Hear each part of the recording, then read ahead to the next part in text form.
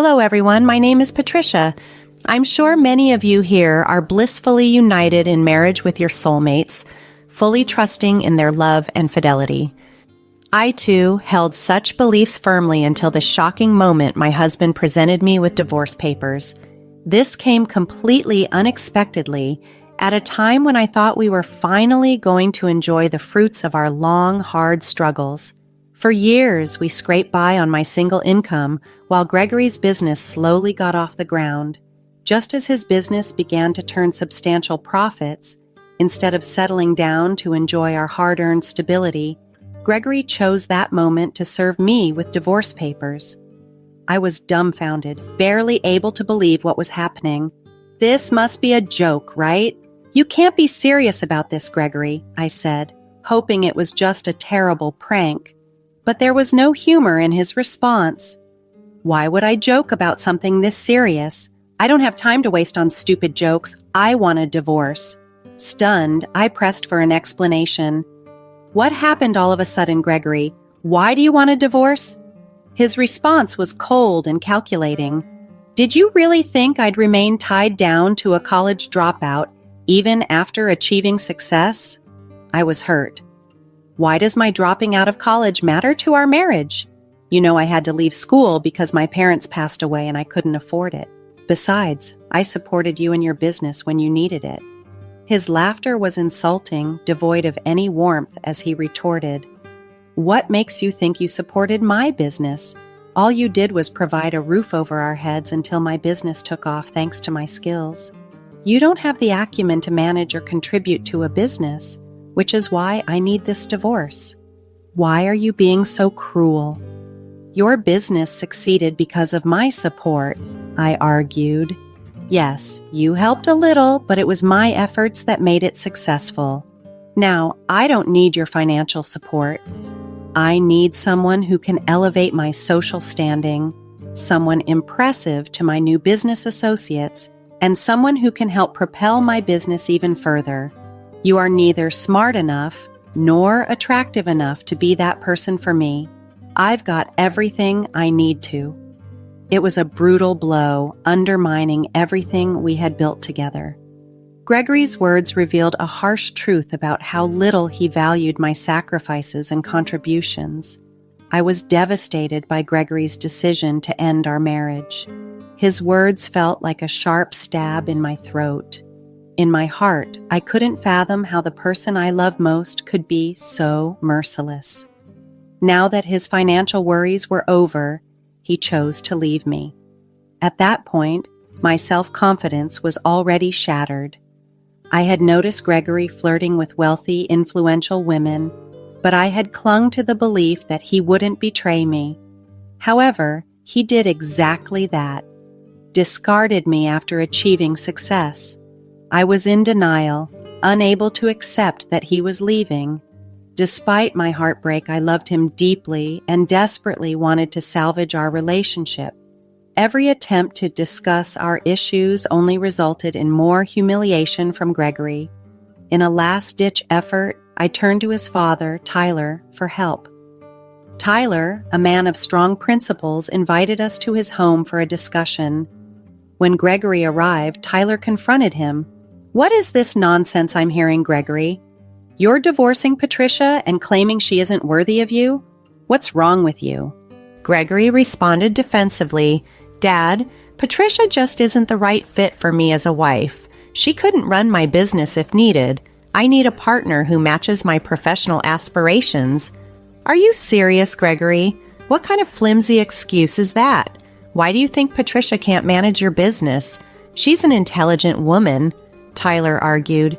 "Please, Dad. She doesn't even have a college degree. She's just a bank teller.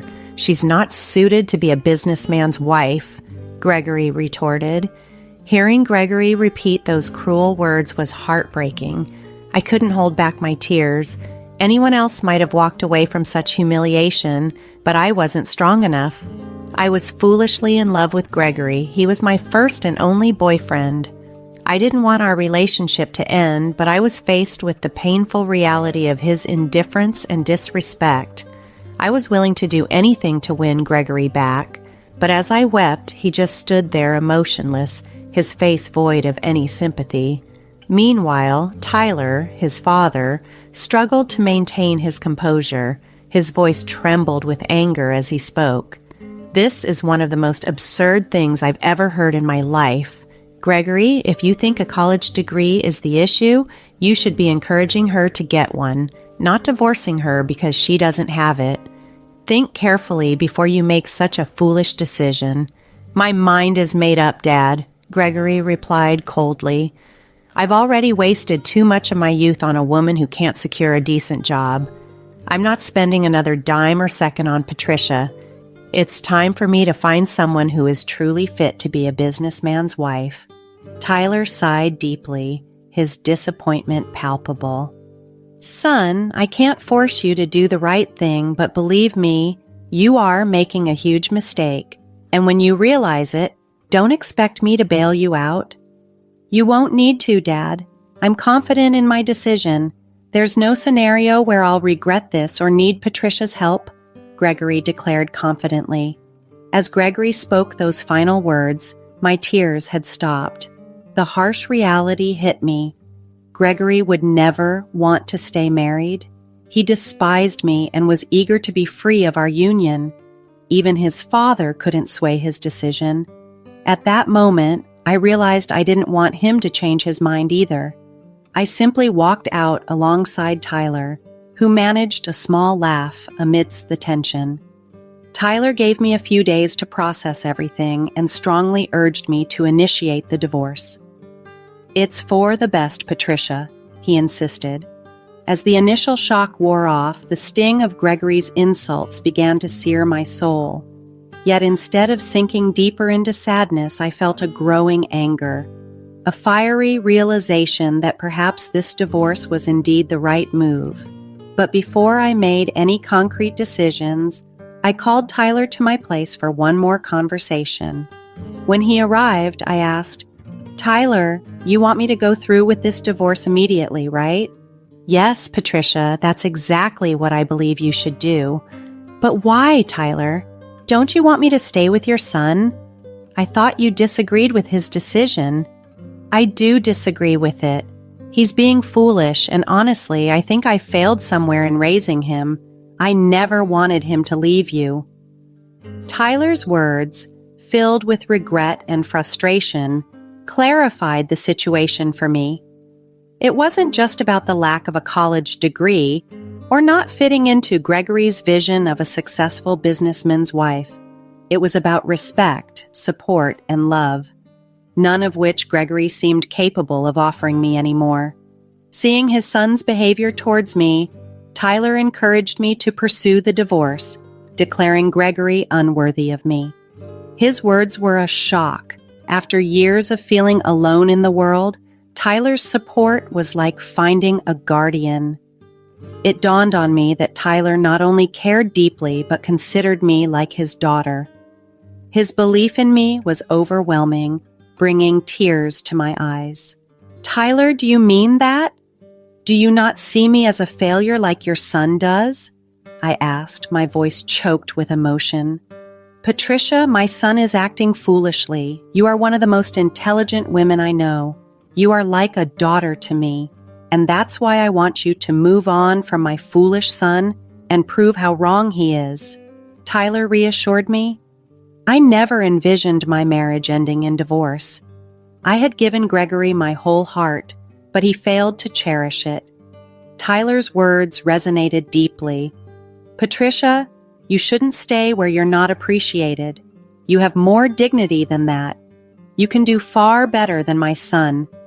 Don't hold yourself back by opposing this divorce. There are better opportunities out there for you."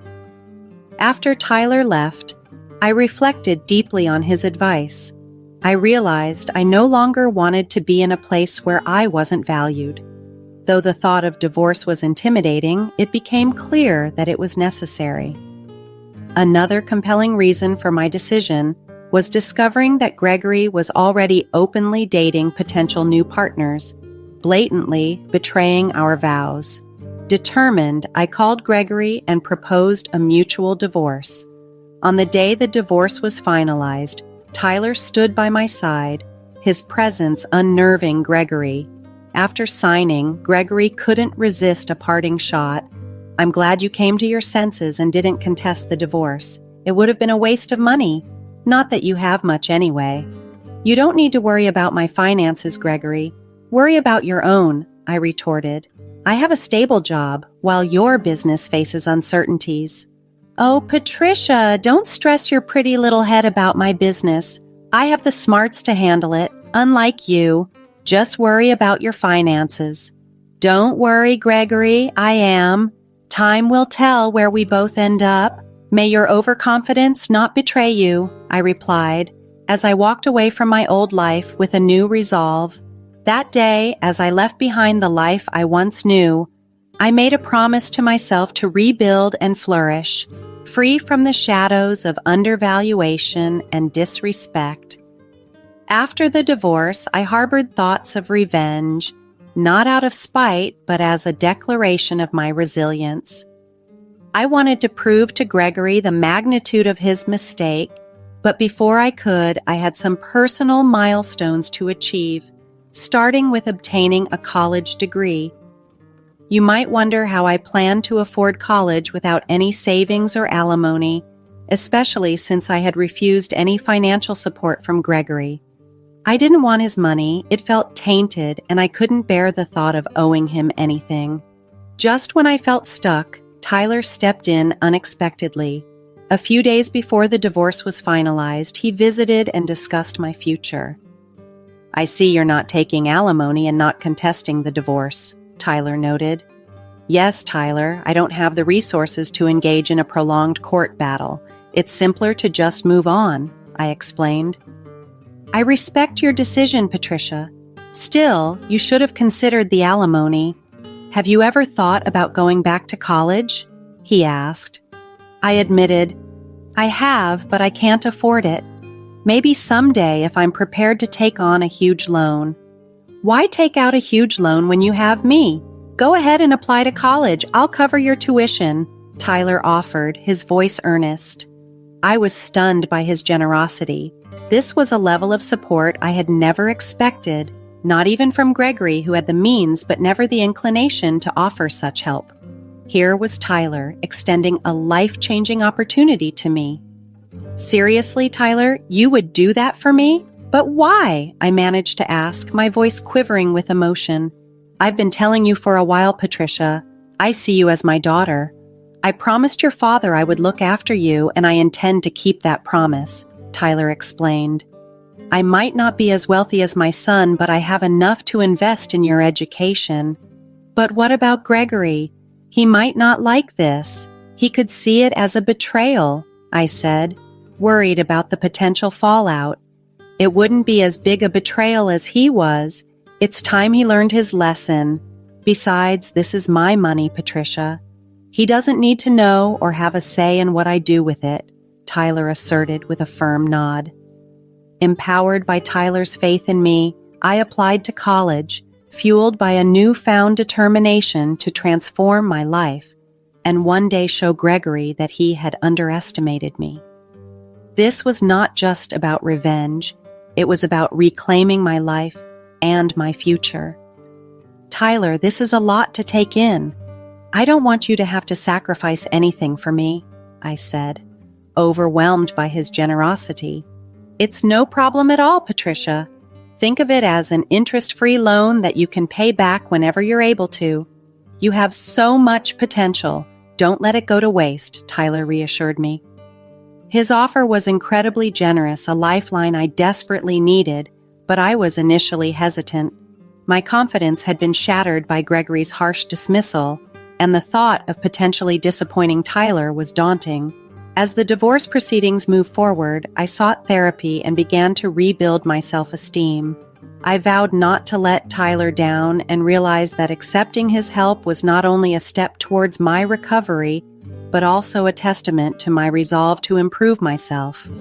When the divorce was finalized, I decided to accept Tyler's offer, but with one condition. "Tyler, I accept your kindness, but I have one condition," I told him. "What is it, Patricia?" he asked, curious. I've promised myself to repay this money once I'm financially able. I'll accept your help on the condition that you agree to take the money back when I can return it. Tyler laughed softly. Oh, God, you know I would never have taken the money back. You know me too well, Patricia. While I hate taking money from you and consider this a gift if it eases your mind, I promise I won't turn it down. Thank you, Tyler. I don't know how else to express my gratitude, I said, feeling a weight lifting off my shoulders. Years passed since my divorce from Gregory. He quickly moved on and married a so-called trophy wife within 2 years. His rapid replacement stung, but I was bolstered by Tyler's unwavering support. Tyler even boycotted the wedding, and surprisingly, so did many family members. Gregory was somewhat irritated by their absence, but he was too caught up in his new life to grasp the full extent of the rift he'd created. He knew Tyler stayed in contact with me, but was oblivious to the details of my life. To him, I was a chapter firmly closed, insignificant, and not worth considering. Despite the pain, my life flourished post-divorce. I completed my college degree in finance, leveraging my academic achievements and previous work experience to secure a managerial position at a prestigious bank. The job came with a respectable salary and was a vindication of my capabilities.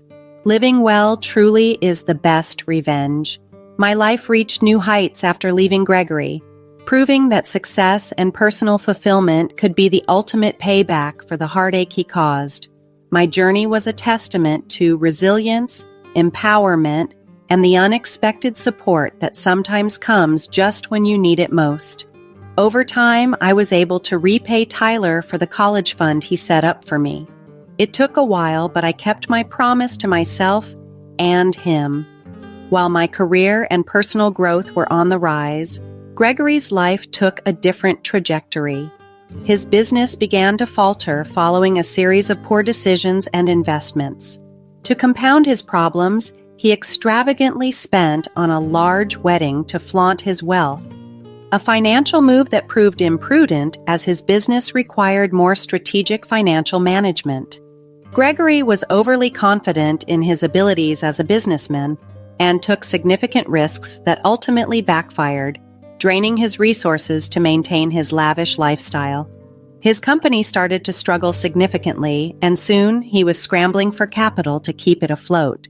Despite his efforts to secure loans, they were insufficient, and he found himself deep in debt with seemingly no way out. Ironically, when Gregory needed financial help the most, he turned to the bank where I worked. My loan officer brought Gregory's application to my attention, and as I reviewed the documents, a knowing smile crossed my face. That evening, I visited Tyler, and unexpectedly, Gregory also appeared. His surprise at seeing me quickly turned to disdain. Oh, I see you're trying to live off my dad now, Patricia. Fortune hunters are so predictable. You knew my dad had a soft spot for you, and now you're trying to take his money by acting all friendly, Gregory accused sharply. It's good to see you, Gregory, I replied calmly. I would provide some clarification for your accusations, but I simply don't wish to indulge your assumptions. Gregory then turned to Tyler. Dad, you must be naive to keep this woman in your life. You need to wise up before she starts asking you regularly to fund her lifestyle. God knows how much you've already given her. It was almost comical to hear Gregory say these things about me and warn his father to guard his finances, especially when it was clear to all of us that Gregory was the one in desperate need of money. Tyler laughed and shot back, "That's some intense projection, Gregory. Are you upset that I refused to help you out financially to save your business? Well, I did warn you years ago." Gregory, always too proud, retorted, "I'm sure he's forgotten it all, Tyler. He's always been so confident in himself. Looks like it has come to bite him back now. Instead of worrying about your money, you should focus on your own business more." "You don't know what you're talking about. A high school graduate can't humiliate me. My business is just facing some challenges. I'll make sure it comes out stronger. As for you, Dad, I don't need your money anymore. I've applied for a loan, and it will get approved soon." The entire situation was surreal, watching Gregory flounder in his missteps while accusing others. His attempt to diminish my achievements and Tyler's support only highlighted his insecurities and desperation. As I left that night, I knew that living well and achieving my goals was indeed the best form of vindication. Gregory left our presence in a burst of anger, hurling a final remark over his shoulder. "I won't have to see the faces of you two anymore. We'll see who has the last laugh." His words echoed with frustration, revealing just how deeply we had rattled him. He was struggling to cope with his anxiety and helplessness, yet his pride made him loath to admit that he was not above us. After he stormed out, Tyler and I couldn't help but laugh at the spectacle. That was quite the performance. I see my son is still a dramatic fool. Some things just don't change, do they? But tell me, Patricia, will you approve his loan and save his business? Tyler asked, though his tone suggested he already knew the answer. With a knowing smile, I simply nodded to Tyler, indicating that there was an interesting turn of events just around the corner. The following day, I finalized my decision regarding the loan. Gregory, appearing pale and worn, confronted me in my office soon after. "So you did get your degree, became the manager here, and you rejected my loan application?" he asked incredulously. "That's correct, Gregory. I'm sure you've received the official denial and the customary apology as well," I replied calmly. "I don't want an apology. I need that loan. You can't just reject my application because we're no longer together. I will sue you," Gregory threatened, his voice tinged with desperation. His accusation almost made me laugh. Gregory thought I would compromise my professionalism out of spite, but I had not ascended to my position by engaging in petty vendettas. "Gregory, go ahead and sue if you feel you must, but do you honestly think I'd waste my time and effort to sabotage you personally? You mean nothing to me. I did what any professional in my position would do," I stated clearly. "You rejected my loan on purpose. I have a significant business any bank would be eager to lend to me. You turned me down because I left you," he insisted, his voice rising with each word. "Gregory, you must be particularly deluded to think so. Everyone knows your business is struggling. The fact that your credit score is one of the lowest we've encountered recently also influenced my decision. Even my loan officers were surprised you thought we would approve such a large loan under those circumstances," I explained, keeping my tone even. Gregory's face flushed with anger, and it was clear that my words had hit home. He was unable to accept that his business woes were a result of his mismanagement, not a personal vendetta from me. As he left my office, flustered and defeated, I felt a sense of closure. While I had no interest in his downfall, standing my ground as a professional was a form of vindication, affirming that I had truly moved on and was living my best life, free from the shadows of our past. Gregory's face bore a hint of desperation that grew more evident by the minute. Initially, he looked as though he was about to hurl another accusation my way, but he hesitated, his demeanor shifting to something more pleading. "Look, whatever happened between us is in the past. You're in a position to help me now. Please just give me one chance. I need this loan," he implored. "Really, Gregory? I thought you were a competent businessman. At least that's what you've always claimed. How can one loan rejection make you so desperate?" I asked, genuinely curious about his drastic change in attitude. "There's no point in pretending anymore. You already know things are bad. Even Dad won't help me. This is my last shot," Gregory confessed, his voice filled with a mix of resignation and panic. "Well, that's unfortunate, Gregory. Maybe you should have focused more on managing your business instead of maintaining a picture-perfect life. Perhaps your wife could help. You always boasted about her being educated and wealthy," I suggested, though my tone was devoid of sympathy. "My wife won't help, Patricia. We're on the brink of divorce. She doesn't want to downgrade her life or be stuck with a failing businessman. I'm about to lose my business and my wife, Gregory admitted, his voice breaking slightly. That's too bad, Gregory. It seems karma does come back around, I remarked dryly. Gregory sat silently, shamefaced and downtrodden, his eyes fixed on the floor. I watched him, feeling a mix of vindication and detachment as he confronted the consequences of his choices. The meeting took an even more dramatic turn when he started to cry and begged for the loan approval. His display of desperation was overwhelming, and I found myself growing impatient. After several unsuccessful attempts to usher him out peacefully, I called security to escort him from my office. It was a deeply satisfying moment, feeling as though justice had finally been served. As days turned into weeks, karma continued to deal harsh blows to Gregory. He couldn't secure a loan anywhere and was forced to make his company public once again. In a desperate bid to settle his debts, he sold over 85% of his company shares, retaining a mere 15%. This presented an unexpected opportunity for me, a chance to dish out another cold serving of revenge. I purchased a significant portion of the company, ending up with more shares than Gregory himself.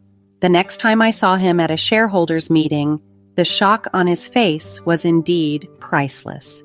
In the following months, he even attempted to reconcile, especially after his wife filed for divorce. However, by then, my life had moved on significantly, and there was no room left for old grievances or lost causes. Gregory found himself entirely cut off by his father, leaving him in a desperate position. He came to me, hoping for a chance to reclaim the life he once had, but needless to say, I had no interest in revisiting the past and firmly rejected his plea. It's been 3 years since then, and my life has taken a wonderfully positive turn. I'm thriving in ways I had only imagined and am now happily engaged, looking forward to a fall wedding in the coming year or 3. Tyler, who has been a steadfast support for me, remains a significant figure in my life. We continue to share a close bond, and he will be walking me down the aisle on my wedding day, a role we both cherish. As for Gregory, he and his father still aren't speaking. After his divorce, he struggled to maintain stable relationships. While he's managed to get his extravagant spending habits under control, he seems to be living a life marked by dissatisfaction. Despite his attempts to reconcile and beg for another chance with me, I've made it clear that there's no possibility of us ever getting back together.